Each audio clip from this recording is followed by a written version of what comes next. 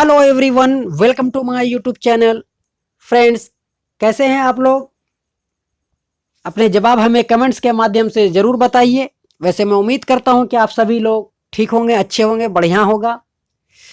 Friends, जैसा कि आप सभी को मालूम है कि सीटेट के आवेदन का डेट अब समाप्त हो गया है और अब करेक्शन का डेट दिया गया है। बहुत से अभ्यर्थियों का कमेंट्स आया था कि फॉर्म भरने में, आवेदन करने में कुछ त्रुटियां हो गई हैं, वो सुधार कैसे होगा। तो इसके लिए मैं बता दूं कि आप लोग सीटेट के साइट पर जा करके करेक्शन करा सकते हैं। 28 नवंबर से 3 दिसंबर तक करेक्शन का डेट रखा गया है। आप सभी लोग जल्द से जल्द जा करके, जिनका भी जो भी कुछ डाउट है, जो भी त्रुटियां हुई हैं, वो आप लोग करेक्शन करा सकते हैं। तो ये 3 दिसंबर लास्ट डेट रहेगा। जिसको अपना एग्जाम सेंटर चेंज कराना है, चॉइस करना है कुछ अलग, तो वो भी आप करा सकते हैं। कुछ स्पेलिंग मिस्टेक हो गया है तो इस तरह के आप लोग त्रुटियों को सुधार करवा सकते हैं 3 दिसंबर तक। जो अभ्यर्थी नए हैं, पहली बार सीटेट का एग्जाम दे रहे हैं और हमारे चैनल पर पहली बार आए हैं, तो चैनल को सब्सक्राइब और वीडियो को लाइक करते हुए ज़्यादा से ज़्यादा ग्रुपों में आप लोग शेयर कर दें। जैसा कि आप सभी को मालूम है कि पिछले वीडियो में मैंने कहा था कि बहुत जल्द हम लोग सीटेट के प्रीवियस क्वेश्चन को क्लियर करेंगे।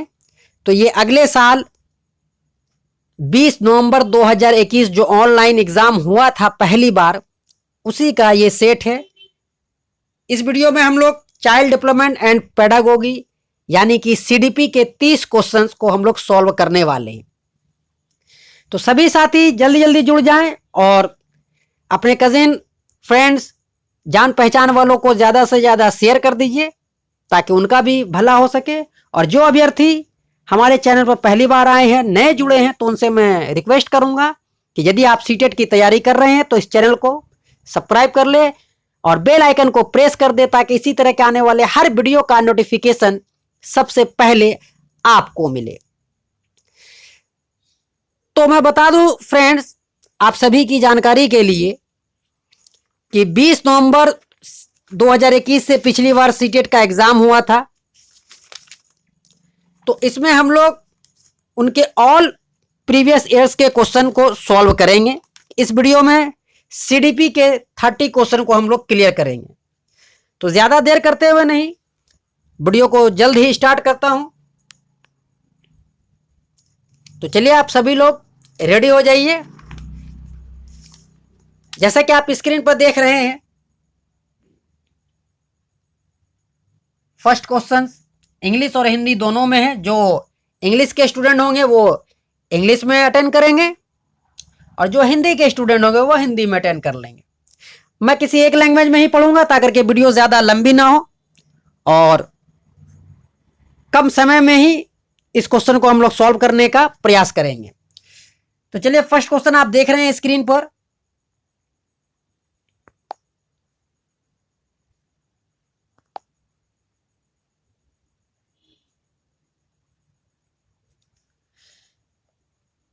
इनमें से कौन सा विकास का सिद्धांत नहीं है? पहला ऑप्शन आप देख रहे हैं, विकास एक धारणीय और एकायामी होता है।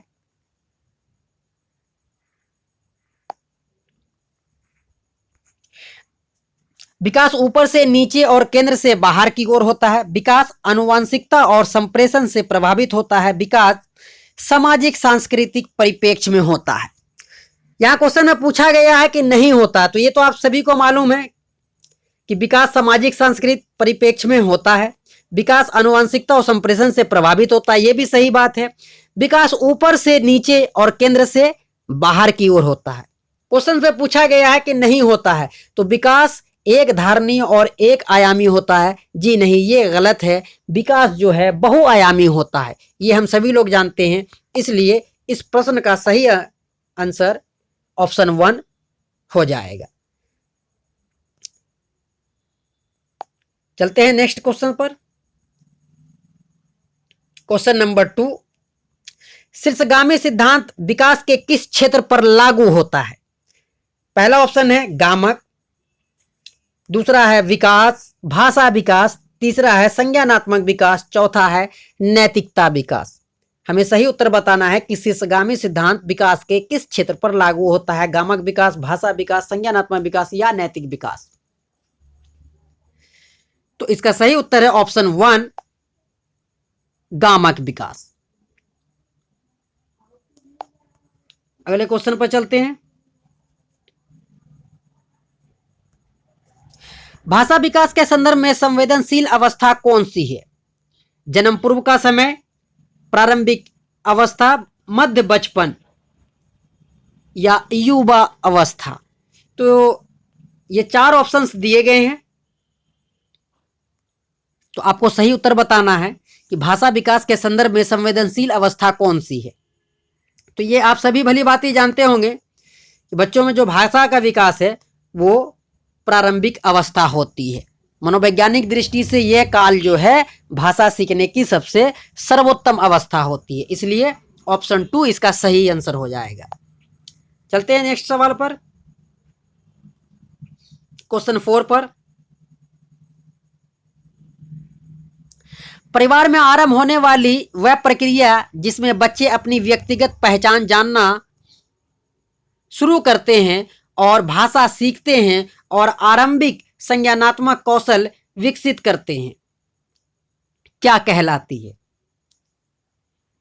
प्रारंभिक समाजीकरण, द्वितीय समाजीकरण, प्रक्षण अव्यक्रिक समाजीकरण या चौथा सक्रिय समाजीकरण। तो आप सभी को मालूम है कि समाजीकरण के बारे में मैंने थ्योरी में पढ़ाया था कि 2 तरह के जो समाजीकरण है, एक प्राथमिक एक द्वितीयक। तो परिवार किस में आएगा, कौन से समाजीकरण का उदाहरण है?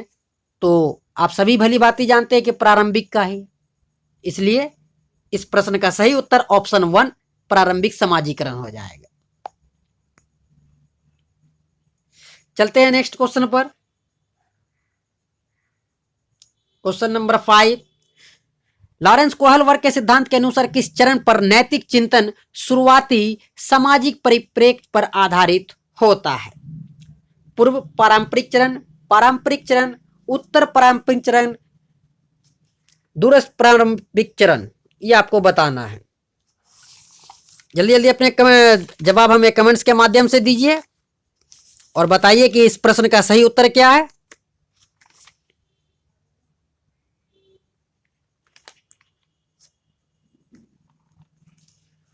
तो इस प्रश्न का सही उत्तर है पारंपरिक चरण, ऑप्शन 2। चलते हैं नेक्स्ट प्रश्न पर।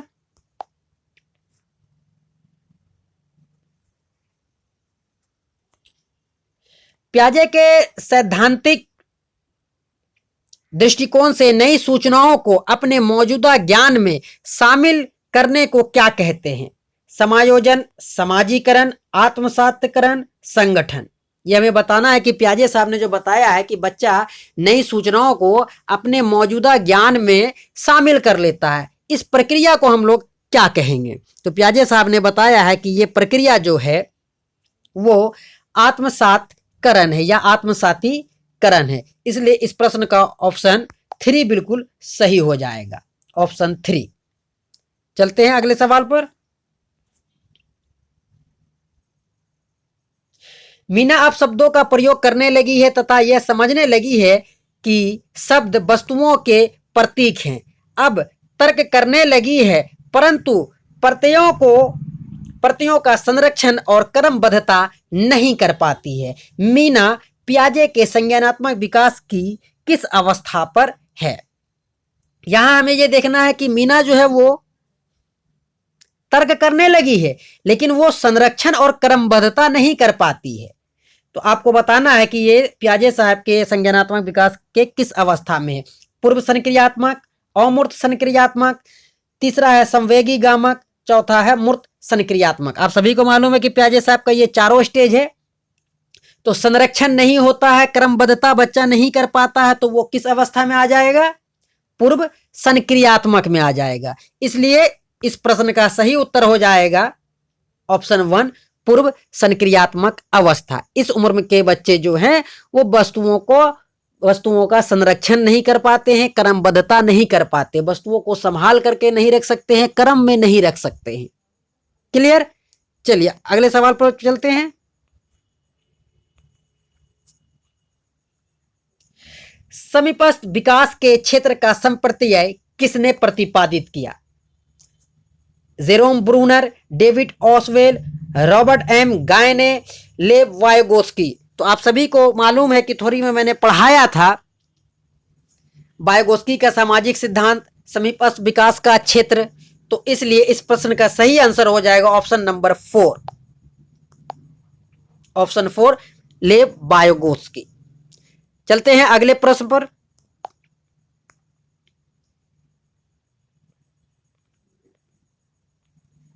कौन सा कथन लेव वायगोस्की के मूल सिद्धांत को सही मायने में दर्शाता है? जी हाँ, देखिए वायगोस्की से एक सवाल फिर आ गया है। अधिगम एक अंतर्मन प्रक्रिया है, अधिगम एक सामाजिक प्रक्रिया है, अधिगम उत्पत्ति मूलक क्रमादेश है, अधिगम एक अक्रमबद्ध प्रक्रिया है जिसके 4 चरण हैं। जी हाँ, आप सभी को मालूम है कि मैंने थोड़ी में अच्छी तरह रटा दिया है कि वायगोस्की ने क्या कहा कि बच्चे जो भाषा सीखते हैं वो समाज का ही परिणाम है, बच्चे समाज में ही रह करके भाषा सीखते हैं।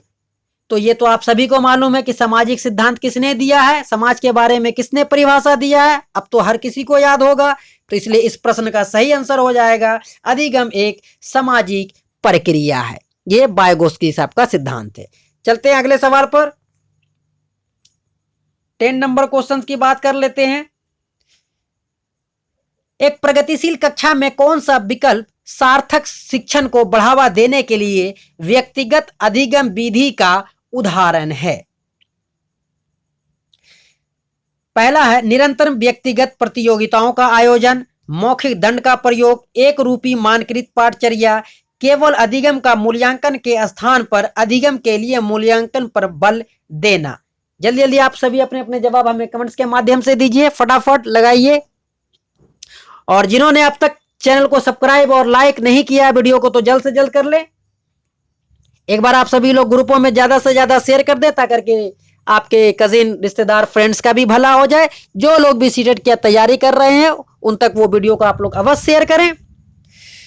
तो जैसा कि आप सभी को मैंने थोड़ी में बताया था कि प्रगतिशील शिक्षा में हमको क्या करना है, बच्चे का जो प्रोग्रेसिव है किस हिसाब से किया जाएगा। तो आप देख रहे हैं यहाँ कि निरंतर व्यक्तिगत प्रतियोगिता, ये निगेटिव वर्ड है। प्रतियोगिता हम कंपटीशन बच्चों में नहीं कर सकते हैं। मौखिक दंड, ये भी निगेटिव वर्ड है, हम नहीं कर सकते। एक रूपी मानकृत पाठचर्या, सभी के लिए एक ही पाठचर्या, ऐसा भी नहीं कर सकते हैं प्रगतिशील कक्षा में। तो इसलिए इस प्रश्न का सही आंसर हो जाएगा ऑप्शन 4, केवल अधिगम का मूल्यांकन के स्थान पर अधिगम के लिए मूल्यांकन पर बल देना। इसलिए ये इस प्रश्न का सही उत्तर ऑप्शन 4 हो जाएगा।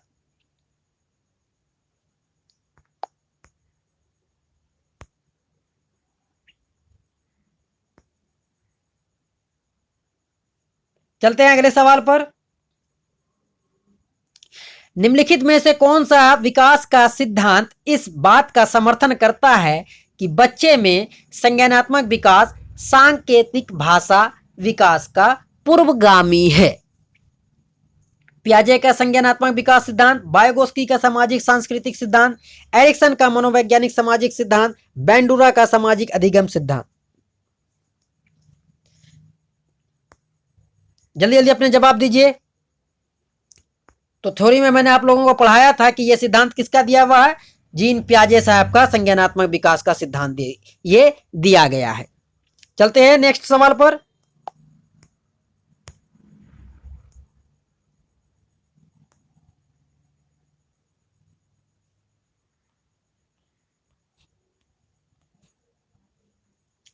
जेंडर रूढ़िवादिता को रोकने के लिए एक अध्यापक द्वारा कक्षा में प्रयोग की जाने वाली कौन सी विधि उचित नहीं है? यहां पूछा है क्वेश्चंस में, नहीं है, उचित नहीं है।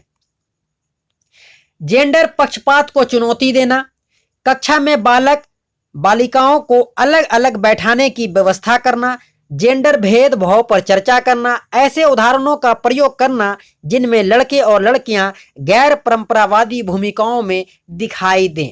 तो जी हाँ, यहाँ पर पूछा गया है कि कक्षा में कौन सी प्रक्रिया हम अपनाएंगे जो उचित नहीं होती है। यानी जो गलत हो रहा है, तो आपको वही जवाब चुनना है। तो ये तो आप सभी को मैंने थ्योरी में पढ़ाया ही था।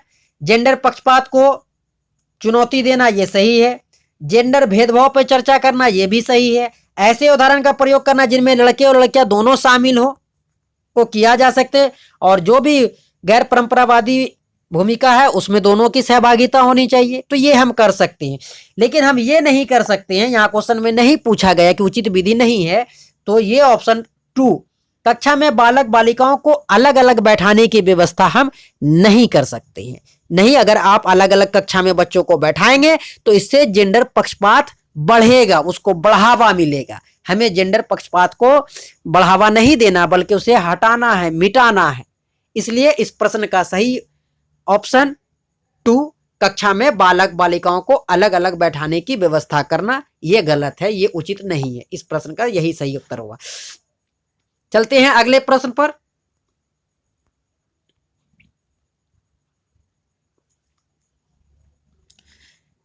इसे मैं थोड़ा छोटा कर देता हूं ताकि के क्वेश्चंस पूरा आप लोगों को एक बार में दिखाई दे।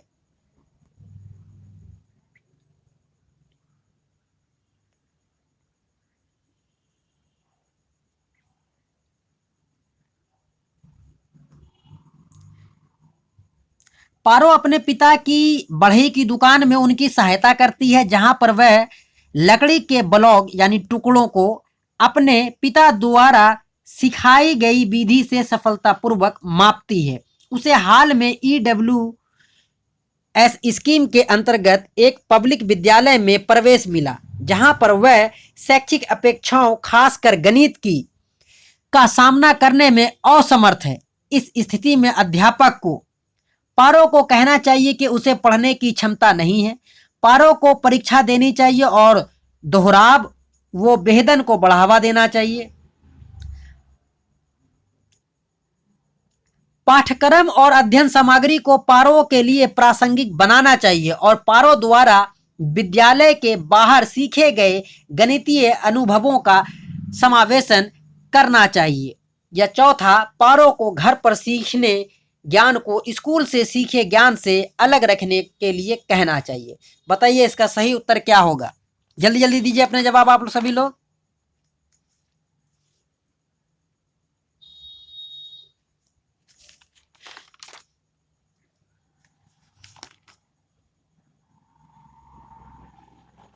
तो इस प्रश्न का सही उत्तर हो गया ऑप्शन सी, पाठ्यक्रम और अध्ययन सामग्री को पारो के लिए प्रासंगिक बनाना चाहिए और पारो द्वारा विद्यालय के बाहर सीखे गए गणितीय अनुभवों का समावेशन करना चाहिए।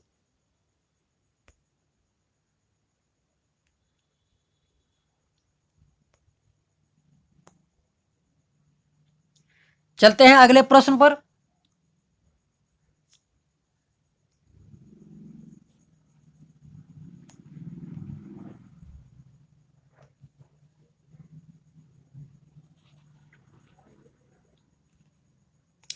नेक्स्ट सवाल 40 नंबर क्वेश्चन है, ध्वनि लय और शब्दों के अर्थ के प्रति सचेतना किस बुद्धि के मूल है?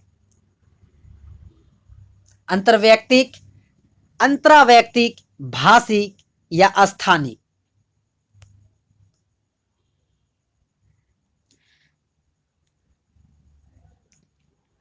आप सभी अंग्रेजी में भी क्वेश्चंस देख सकते हैं। इसे मैं थोड़ा जूम कर देता हूं। जल्दी जल्दी अपने अपने उत्तर दीजिए। तो ये तो मालूम आप सभी को कि ध्वनि लय और शब्द के अर्थ किस में देखने को मिलेंगे हम लोगों को, तो भाषिक में, इसलिए ये जो है भाषिक बुद्धि के मूल हो जाएंगे। इसलिए इस प्रश्न का सही आंसर जो है option 3 is the correct answer. चलते हैं अगले प्रश्न पर।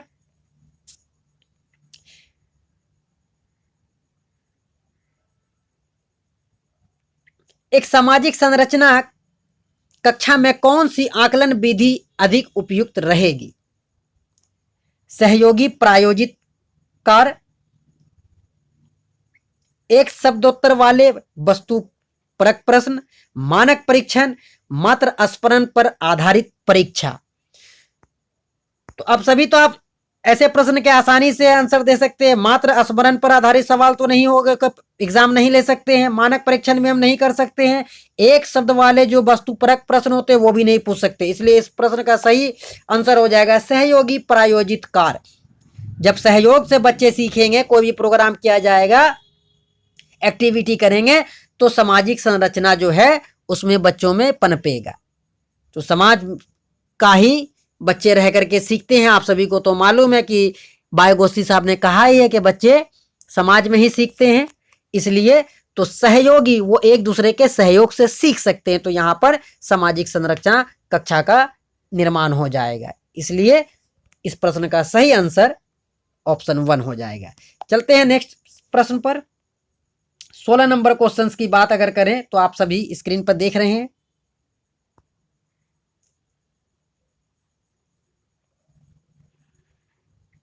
सतत एवं व्यापक मूल्यांकन में सतत से क्या अभिप्राय है, यानी बताना है कि सतत और व्यापक मूल्यांकन में सतत का क्या अर्थ है, आपको यह बताना है। पहला है अध्यापन के दौरान विभिन्न उपकरणों का प्रयोग करते हुए छात्रों के साथ साथ मूल्यांकन करना और उनकी सहायता करना। दूसरा है अंक, ग्रेड और अन्य प्रकार से छात्रों की उपलब्धि की सतत तुलना करना। तीसरा है निश्चित अंतराल पर पूरे शैक्षणिक वर्ष में औपचारिक पेपर पेंसिल परीक्षा लेना। चौथा है समय समय पर बच्चों के स्मरण और प्रत्याहन की योग्यता का मापन करना। तो ऐसे प्रश्न तो अब आप लोग गलत कर नहीं सकते हैं, क्योंकि आप लोग अच्छी तरह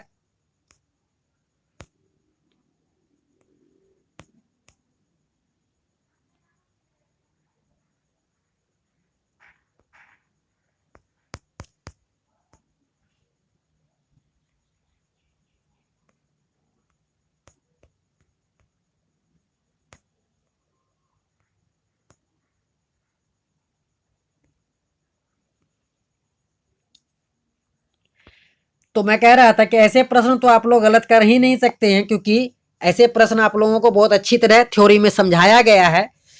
तो इस प्रश्न का सही उत्तर क्या हो जाएगा कि आप यहाँ देख सकते हैं कि समय समय पर बच्चों के स्मरण, मेमोरी वाइज प्रत्याहन की योग्यता का मापन, ये हम नहीं कर सकते हैं। निश्चित अंतराल पर पूरे शैक्षिक वर्ष में औपचारिक पेपर पेंसिल परीक्षा, ये भी हम नहीं ले सकते, ये मूल्यांकन का काम नहीं है। अंक, ग्रेड और अन्य प्रकार से छात्रों की उपलब्धि की सतत तुलना करना, हम एक बच्चे से दूसरे बच्चे की तुलना भी मूल्यांकन में नहीं कर सकते। इसलिए अब जो बचे कौन ऑप्शन, ऑप्शन 1 जो बचा है इस प्रश्न का सही आंसर हो जाएगा। Option first is the right answer कि अध्यापन के दौरान विभिन्न उपकरणों का प्रयोग करते हुए छात्रों का साथ साथ मूल्यांकन करना और उनकी सहायता करना। जी हाँ, तो जब बच्चे पढ़ रहे हैं, खेल रहे हैं, सीख रहे हैं, लिख रहे हैं, पढ़ रहे हैं, कुछ भी कर रहे हैं, कोई भी एक्टिविटी कर रहे हैं, तो उसी दौरान हम टीचर्स जो है उनका मूल्यांकन कर सकते हैं और जो भी वहां पर उनको मदद होगी वो सहायता करेंगे। तो ये मूल्यांकन की प्रक्रिया है, ये सततता का मीनिंग यही हो रहा है। चलते हैं अगले प्रश्न पर।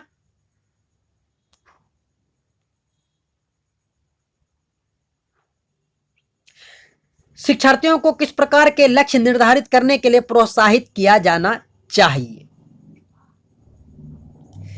प्रवीणता अभिमुखी लक्ष्य, असफलता से बचने वाले लक्ष्य, असफलता स्वीकार लक्ष्य, आत्म पराजित लक्ष्य। जल्दी जल्दी आप सभी अपने अपने जवाब दीजिए कमेंट्स के माध्यम से।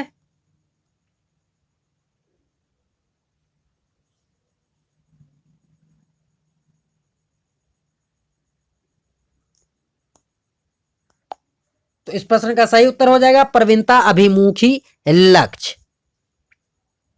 चलते हैं अगले प्रश्न पर। 18 नंबर क्वेश्चन की बात करें, इसे मैं थोड़ा छोटा कर देता हूं।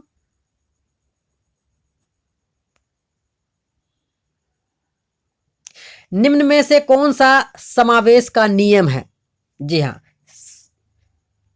पहला है विभेदन भेदभाव, दूसरा है मानकृत अनुदेश, तीसरा है व्यक्तिगत भिन्नताओं को स्वीकार करना, चौथा है पृथक्करण और नामांकित करना। जल्दी से बताइए इस प्रश्न का उत्तर क्या होगा? तो व्यक्तिगत विभिन्नताओं को स्वीकार करना, यही है समावेशन का नियम। समावेशी शिक्षा में आप लोगों को थ्योरी में मैंने पढ़ाया था कि सभी बच्चों को हम लोग शामिल करेंगे, स्वीकार करेंगे, इसलिए व्यक्तिगत भिन्नताओं को स्वीकार करना यह समावेशन का नियम है। इसलिए इस प्रश्न का सही आंसर ऑप्शन 3 हो जाएगा।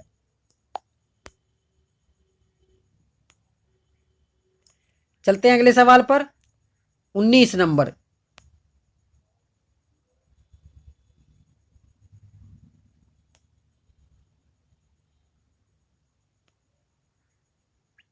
एक बच्चा जो आंशिक रूप से देख सकता है उसे घर पर शिक्षा प्राप्त करने के लिए प्रेरित करना चाहिए, उसे एक अलग संस्था में रखने की जरूरत है, या समावेशी प्रावधानों का पालन करने वाले नियमित स्कूल में जाना चाहिए। आखिरी ऑप्शन है बिना किसी विशेष प्रावधान वाले नियमित स्कूल में डाल देना चाहिए ताकि उसकी स्थितियों से जूझने की क्षमता विकसित हो। बताइए कि एक बच्चा जो है आंशिक रूप से देख सकता है, यानी कि वो हल्का उसे दिखाई देता है, तो उस बच्चे को हम लोग कहाँ पढ़ने के लिए भेजेंगे, ये इस क्वेश्चन का मीनिंग हो गया है।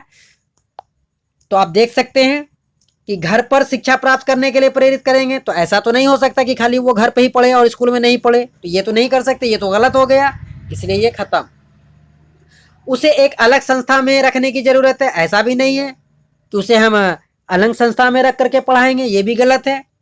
और बिना, जो यहाँ पर कहा जा रहा है कि बिना किसी प्रावधान के नियमित स्कूल में डाल देना चाहिए ताकि उसकी स्थिति से जूझने की, ये जो है, और हम अगर उसे उसी स्थिति में जुड़ाएं की क्षमता विकसित करेंगे तो ये भी तो गलत हो जाएगा। इसलिए इस प्रश्न का सही आंसर ऑप्शन 3 हो जाएगा, समावेशी प्रावधानों का पालन करने वाले नियमित स्कूल में जाना चाहिए। जिस विद्यालय में, जैसा कि आप सभी को मालूम है कि जब से समावेशी शिक्षा आया है तो ऐसे बच्चे समावेशी विद्यालय में जा सकते हैं। तो समावेशी प्रावधानों का पालन करने वाले नियमित स्कूल में जाना चाहिए कि जो विद्यालय जो है समावेशी प्रावधान का पालन करते हैं उसी विद्यालय में बच्चों का हमें एडमिशन कराना है। चलते हैं अगले प्रश्न पर। 20 नंबर क्वेश्चन है,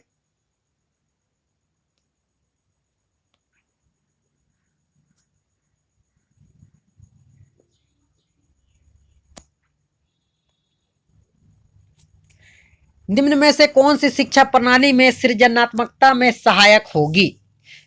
कल्पनाशील उत्तरों को स्वीकार करना, विचार मंथन पर बल देना, अभिसारी चिंतन पर बल देना, असहमति के प्रति सहनशीलता। देखिए सृजनात्मकता का है, इसका मैंने आप लोगों को थोड़ी पढ़ाया था, तो अब आप लोग दे सकते हैं कि सृजनात्मकता में कौन कौन सा सहायक हो सकता है। तो कल्पना उत्तर वालों को स्वीकार करना, बच्चे जो भी कुछ सोच समझ करके अपना उत्तर देंगे उसको आप स्वीकार करेंगे, जिसमें विचार मंथन करेंगे उस पर भी हमें बल देना है। और असहमति के प्रति सहनशीलता, बच्चों में सहनशीलता विकसित करने का प्रयास किया जाना चाहिए। कोई भी चीज हो, चाहे वो सहमति हो या असहमति हो, सत्य हो या असत्य हो, उसमें सहनशीलता बच्चों में होनी चाहिए। इसलिए ये 3 ऑप्शन हो जाएगा। ये अभिसारी चिंतन जो यहाँ पर दे रहा है, ऐसे इस पर हम लोग बल नहीं दे सकते, ये बच्चों के लिए कठिन हो जाएगा, ये निगेटिव वर्ड है। अभिसारी जो आप देख रहे हैं ये निगेटिव वर्ड है, इसलिए आपका ऑप्शन जो है 1, 2 और 4 हो जाएगा। अब हमें देखना है कि 1, 2, 4 ऑप्शन कहाँ पर है, इसे हम चुनते हैं 1, 2, 4। तो देखिए आखिरी ऑप्शन में दिया गया है 1, 2, 4, है ना, तो ये इस प्रश्न का सही ऑप्शन 4 हो जाएगा। चलते हैं अगले सवाल पर।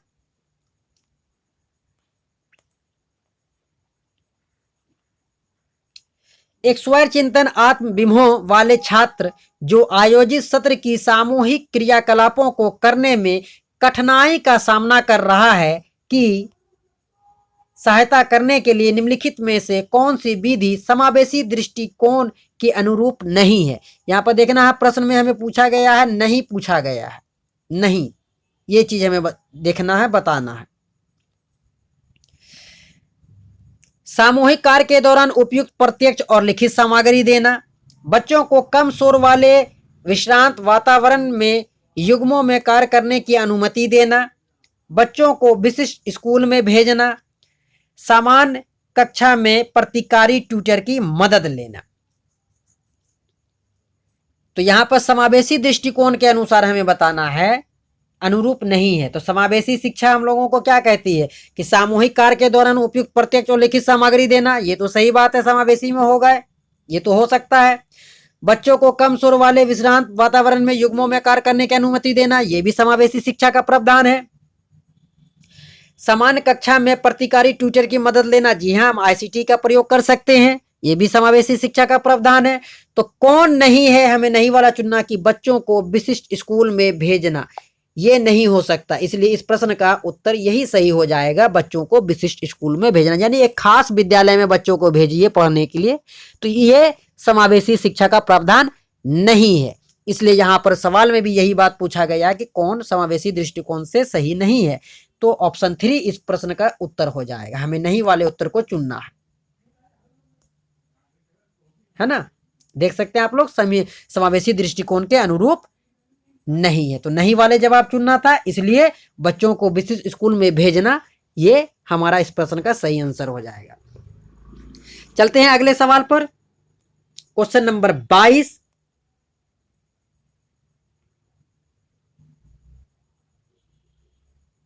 यहां पर आप लोग देख रहे हैं कि in a primary classroom the teacher must dash दिया हुआ student to ask question encourage, discourage, never allow, punish.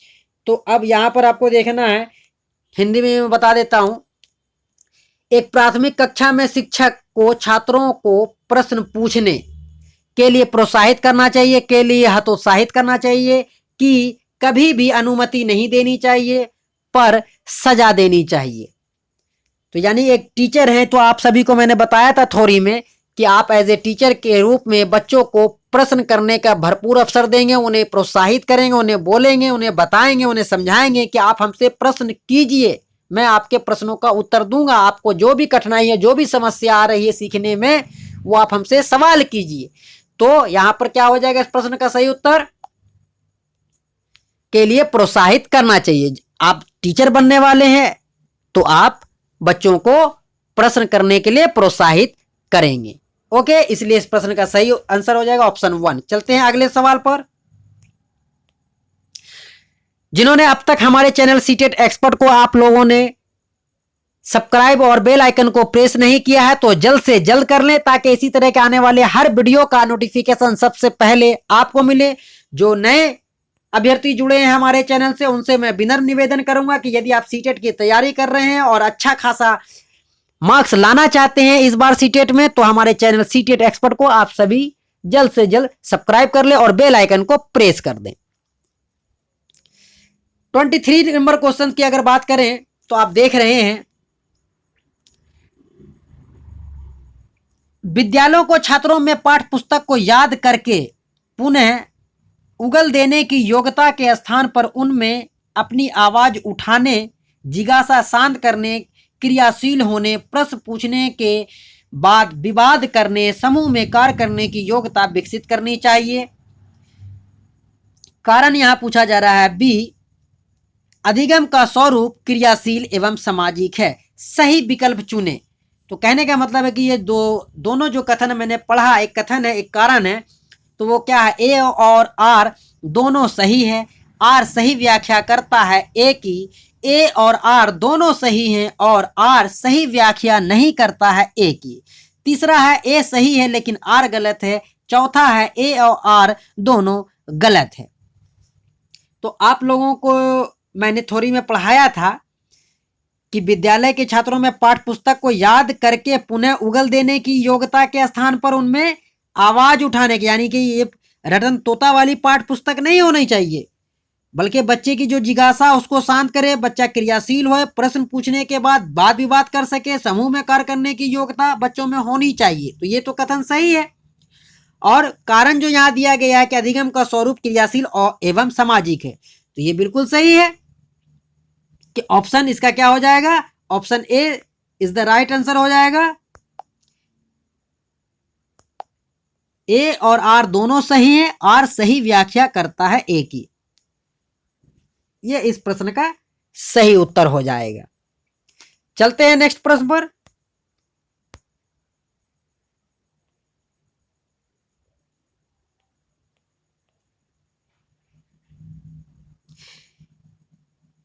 एक विशेष विषय में ज्ञान और संबंधों को सुव्यवस्थित तथा निरूपित करने के लिए आलेखीय साधनों का प्रयोग क्या कहलाता है? खंड, अग्रवर्ती आयोजक, स्मृति सहायक, संकल्पना, मानचित्र। इस प्रश्न को आप लोग समझें तो एक विशेष विषय में ज्ञान और संबंधों को सुव्यवस्थित और निरूपित करने के लिए आलेखीय साधनों का प्रयोग, यानी कि आप कुछ बना रहे हैं,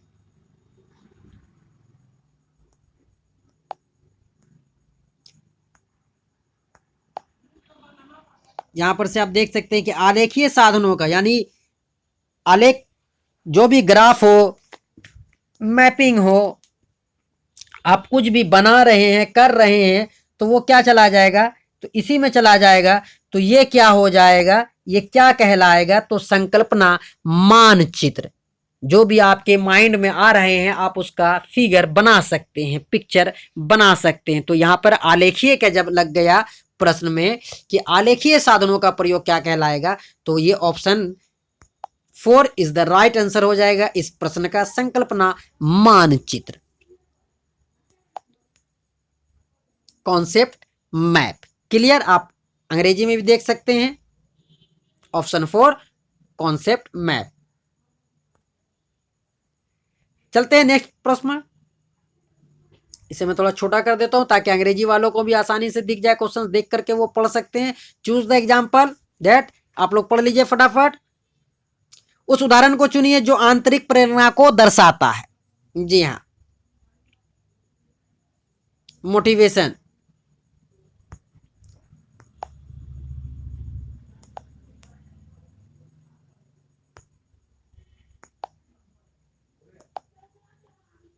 देख रहे हैं आप सभी, प्रश्न पर आंतरिक प्रेरणा को दर्शाता, आपको वो चुनना है। तो चलते हैं।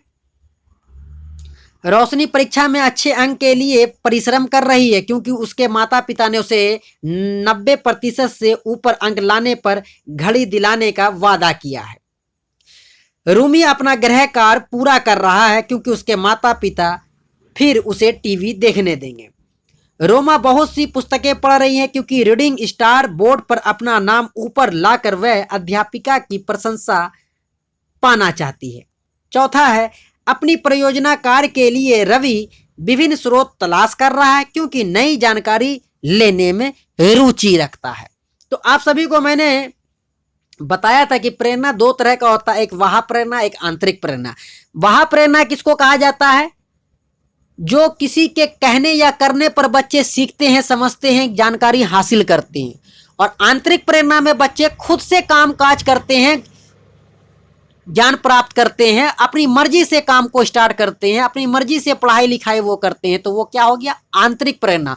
उसमें किसी किस्म का कोई लालच नहीं होता है कि जैसे मुझे एग्जाम में अच्छा नंबर लाना है या मैं ये काम कर लूंगा तो मेरे डैडी मुझे गिफ्ट देंगे, मेरे फ्रेंड, मेरे रिश्तेदार हमें कोई गिफ्ट देंगे, चॉकलेट, बिस्किट। तो इस तरह का कोई लालच नहीं दिया जाता। ये सब लालच या लुभाने के लिए जो भी दिया जाता है वो बाह्य प्रेरणा में दिया जाता है। इसलिए यहाँ पर 3 ऑप्शन जो हो गए वो बाह्य प्रेरणा हो गए हैं।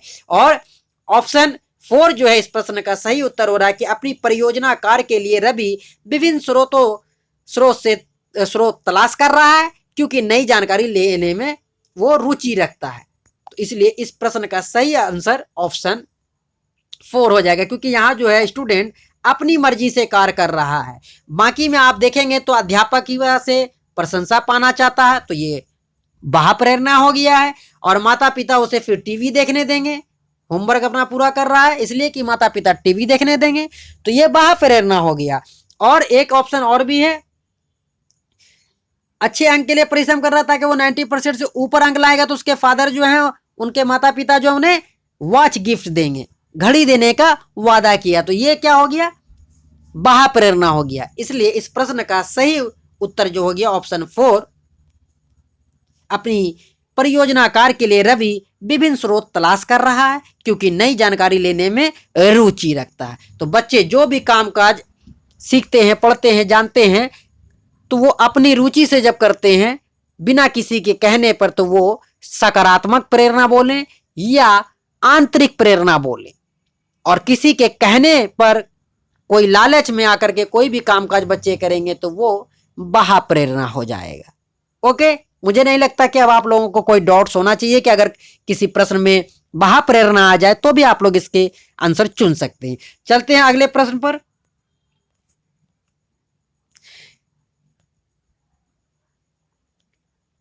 इनमें से कौन सी नीति छात्रों को चिंता का सामना करने में सहायता नहीं देती है? यहां पर ध्यान देना है कि सवाल पूछा गया है नहीं देती है। छात्रों को अधिगम की प्रभावकारी और अर्थपूर्ण विधियां सिखाना, छात्रों को लघु अवधि के यथार्थवादी लक्ष्य निर्देशित करने में सहायता देना, छात्रों को अपनी चिंता की अनुभूति का स्रोत पहचानने में मदद करना, और चौथा है कक्षा में छात्रों के प्रदर्शन की एक दूसरे से तुलना करना। तो कौन सी नीति जो है बच्चों के चिंता का सामना करने में सहायता नहीं देगा? तो यहां पर हम देख सकते हैं कि कक्षा में अगर छात्रों के प्रदर्शन की एक दूसरे से तुलना करना, यह गलत हो जाएगा। एज ए टीचर आप ऐसा नहीं कर सकते हैं। इसलिए इस प्रश्न का सही उत्तर जो यहाँ पूछा गया है नहीं है, तो नहीं वाले में कक्षा में छात्रों के प्रदर्शन की एक दूसरे से तुलना करना, ये नहीं कर सकते। बाकी सब चीज सही है, ये हम कर सकते हैं, ये सही है। छात्रों को लघु अवधि के यथार्थवादी लक्ष्य को निर्देशित करने में सहायता देना, छात्रों को अपनी चिंता की अनुभूति का स्रोत पहचानने में मदद करना, ये सब हम एज ए टीचर के रूप में कर सकते हैं, लेकिन एज ए टीचर के रूप में ये नहीं कर सकते हैं। इसलिए इस प्रश्न का सही आंसर हो जाएगा ऑप्शन 4, करेक्ट आंसर। चलते हैं अगले सवाल पर। 27 नंबर क्वेश्चन है, रचिता एक गणित अध्यापिका अपने छात्रों की भाषा कथन वाले प्रश्नों में सही प्रक्रिया पहचानने में त्रुटि कर रही है। क्वेश्चन ज्यादा आ गए।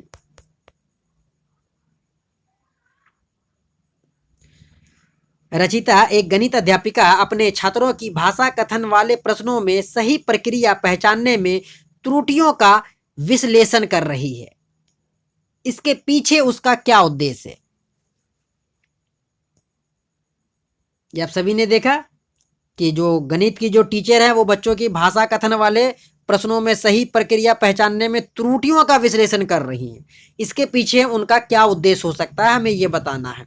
तो पहला है अधिक त्रुटियों वाले छात्रों का कम त्रुटियों वाले छात्रों से पृथक करना, अधिक त्रुटियों वाले छात्रों को दंड स्वरूप अधिक प्रश्न देना, त्रुटि सुधार के लिए अभ्यास वाले अधिक प्रश्न देना, त्रुटियों को समझना क्योंकि वे छात्रों के चिंतन को समझने में मदद करते हैं।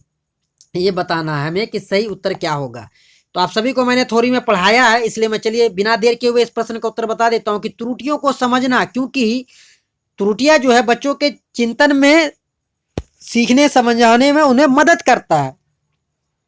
इसलिए तो त्रुटियों को समझना क्योंकि वे छात्रों के चिंतन को समझने में मदद करते हैं, ये इस प्रश्न का सही उत्तर होगा। क्लियर? चलते हैं अगले प्रश्न पर।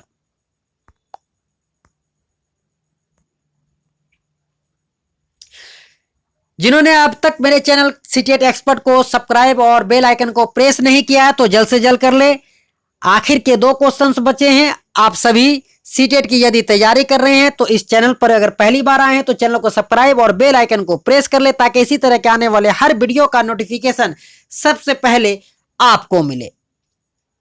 हम आप सभी के उज्जवल भविष्य की कामना करते हैं और ऐसी इच्छा रखते हैं कि आने वाले एग्जाम में आप सभी बेहतर प्रदर्शन करें और अच्छे मार्क्स से आप लोग सीटेट क्वालिफाई कर जाएं।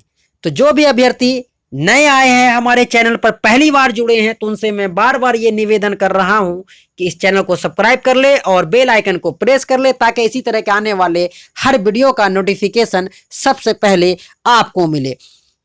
इससे पहले भी मैंने कई वीडियो बनाया रखा है, यदि आपने वो वीडियो नहीं देखा है तो इस वीडियो के डिस्क्रिप्शन में टेलीग्राम का लिंक और वीडियो का लिंक दे दूंगा मैं, आप वहां से वीडियो को देख सकते हैं। तो अगला सवाल आपके स्क्रीन पर आप देख रहे हैं कि राष्ट्रीय शिक्षा नीति 2020 किस पर बल देती है? परीक्षा के लिए पढ़ना, स्मरण आधारित शिक्षा, वेदन और अभ्यास, संप्रत्ययी समझ।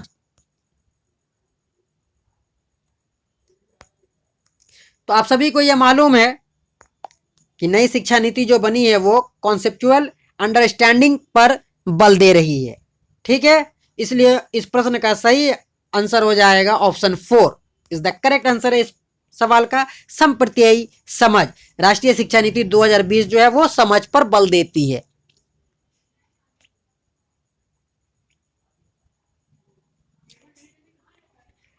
चलिए अगला सवाल है 29 नंबर क्वेश्चन, बच्चे किस शिक्षा शास्त्र द्वारा सबसे अधिक अर्थपूर्ण अधिगम करते हैं? पहला है व्याख्यान और प्रत्यक्ष अनुदेश द्वारा, पुनरावृत्ति यंत्रवत अभ्यास द्वारा, जब वे कार्यों और क्रियाकलापों में क्रियाशीलता से भाग लेते हैं। चौथा है कार्य को पूर्ण करने में विभिन्न चरणों पर उपयुक्त इनाम दिए जाते हैं। तो मैंने बताया आप सभी को थ्योरी में कि व्याख्यान जो लेक्चर और प्रत्यक्ष अनुदेश द्वारा, वो आप उससे नहीं सिखा सकते हैं, बच्चे सीखेंगे लेकिन वो अर्थपूर्ण नहीं हो सकता। पुनरावृत्ति दोहरा करके यंत्रवत अभ्यास द्वारा, ये भी नहीं हो जाएगा, ये निगेटिव है। और कार्य को पूर्ण करने में विभिन्न चरणों में उपयुक्त इनाम दिए जाते हैं, तो हम कोई लालच देकर के बच्चों को सिखाएंगे तो भी हम नहीं सिखा सकते हैं। तो इसलिए अब जो बच गए हैं, तो एक ऑप्शन बचता है कि जब वे कार्यों और क्रियाकलापों में क्रियाशीलता से भाग लेते हैं, जब बच्चे जो है ना क्रियाशील होकर के किसी भी कामकाज में हिस्सा लेंगे, तभी वो अर्थपूर्ण अधिगम उनको प्राप्त होगा। इसलिए तो बच्चे जब खुद से रुचि लेकर के हिस्सा लेंगे तो वो कर सकते हैं। तो यहां भी आप अंग्रेजी में देख सकते हैं, when they are actively engaged in task and activities। तो ये इस प्रश्न का सही उत्तर हो जाएगा। जब मीनिंगफुल्ली चिल्ड्रन लर्न मस्ट मीनिंगफुल्ली, तो मीनिंगफुल्ली लर्निंग तब होगा जब बच्चे जो हैं कार्य और क्रियाकलापों में क्रियाशीलता से भाग लेंगे। तो एक्टिव होकर के जब वो हिस्सा लेंगे तभी वो बच्चे सीख सकते हैं। तो चलते हैं अगला सवाल, आखिरी क्वेश्चन आज का। आप सभी के स्क्रीन पर है ये क्वेश्चन, ये थोड़ा बड़ा है, इसे मैं थोड़ा सा जूम करके छोटा कर देता हूं ताकि आपको क्लियर क्वेश्चंस दिखाई दे। और आप सभी से मैं रिक्वेस्ट करूंगा कि जो भी अभ्यर्थी सीटेट की तैयारी कर रहे हैं और हमारे चैनल पर पहली बार आए हैं, ये चैनल से नए जुड़े हैं, तो चैनल को सब्सक्राइब कर ले और बेल आइकन को प्रेस कर दे ताकि इसी तरह के आने वाले हर वीडियो का नोटिफिकेशन सबसे पहले आपको मिले। और जो भी आपके कजिन है, फ्रेंड्स है, वो लोग भी अगर सीटेट की तैयारी कर रहे हैं तो आप सभी ज्यादा से ज्यादा इस वीडियो को ग्रुपों में अपने फ्रेंड्सों को, कजिन को शेयर कीजिए ताकि उनका भी आपके साथ भला हो जाए। तो देख रहे हैं स्क्रीन पर कि आखिरी जो क्वेश्चन है आज का, छात्रों को विभिन्न प्रकार की सामग्री का प्रावधान करवाना और उन्हें अपने अधिगम को स्वनिर्देशित करने की स्वतंत्रता देना डैश को बढ़ावा देने की एक विधि है। तो हमें यह विधि बताना है कि कौन सी ऐसी विधि है भाई। यंत्रवत अधिगम, प्रतिस्पर्धात्मक अधिगम, अन्वेषित अधिगम, निर्देशात्मक अधिगम। ये कौन सा अधिगम कहलाएगा कि जब बच्चों को हम विभिन्न प्रकार की सामग्री का प्रावधान करवाएं, जो भी है सामग्री सीखने के लिए वो भी बच्चों को दें और उन्हें अपने अधिगम को स्वनिर्देशित करने की स्वतंत्रता देते कि खुद से अपना आप गाइड कीजिए।